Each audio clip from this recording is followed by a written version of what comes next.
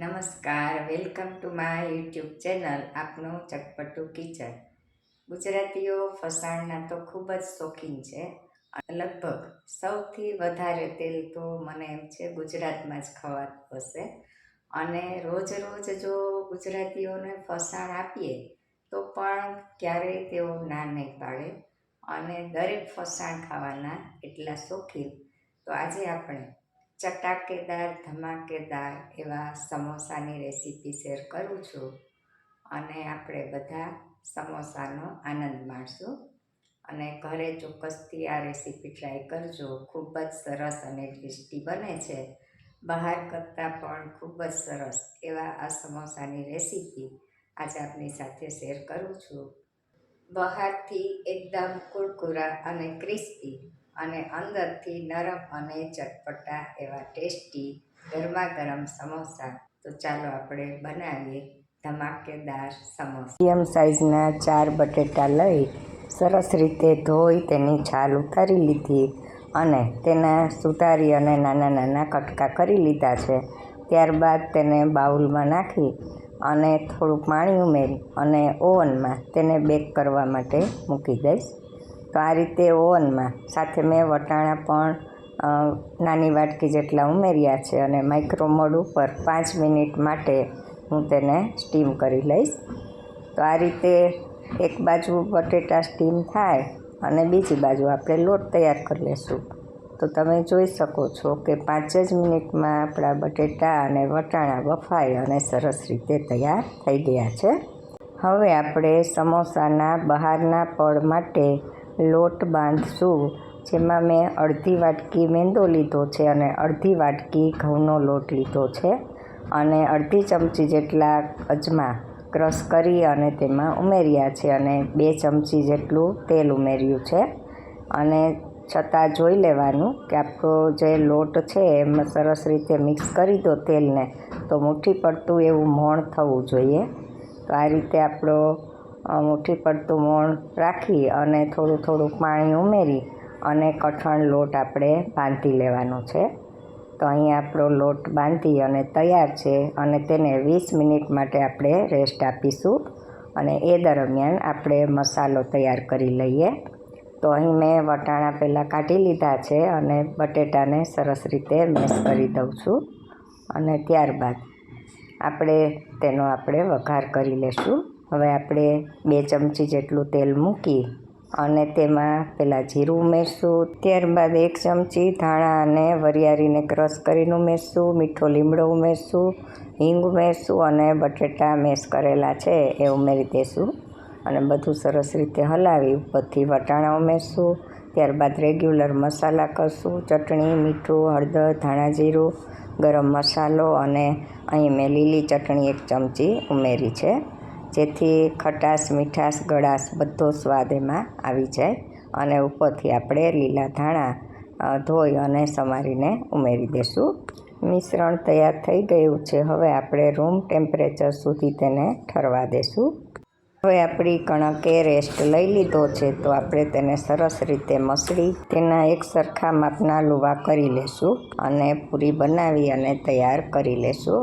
તો આ રીતે એક એક લુવો લઈ અને એકદમ સરસ પતલી પૂરી આપણે બનાવવાની છે અને પછી તમે અલગ અલગ રીતે જે શેપમાં જોઈ એ રીતે આપણે સમોસા વાળી લેશું. અહીં મેં અલગ અલગ 4 રીત બતાવી છે.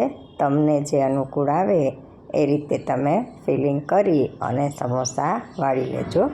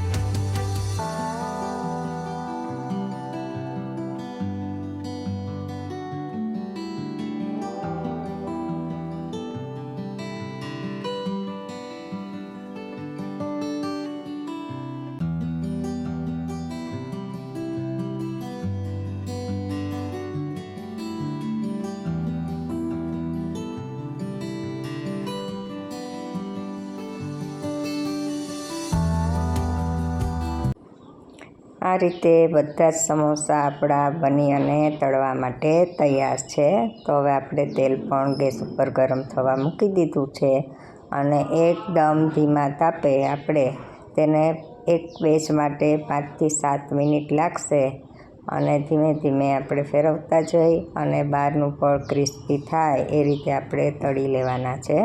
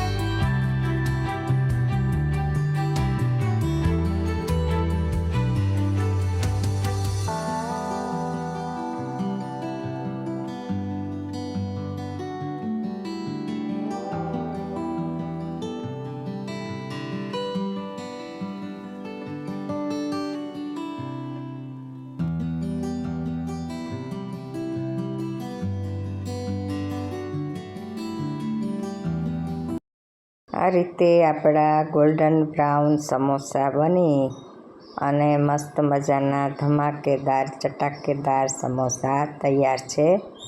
ગ્રીન ચટણી, મીઠી ચટણી, સોસ સાથે અથવા કટિંગ ચાય સાથે તમે તેને સર્વ કરી શકો છો અને ગરમા ગરમ સમોસાનો આનંદ માણો. ચાલો, વિડીયો જોવા બદલ આભાર અને હા, લાઇક, શેર ને સબસ્ક્રાઈબ કરવાનું ભૂલતા નહીં. Bye bye.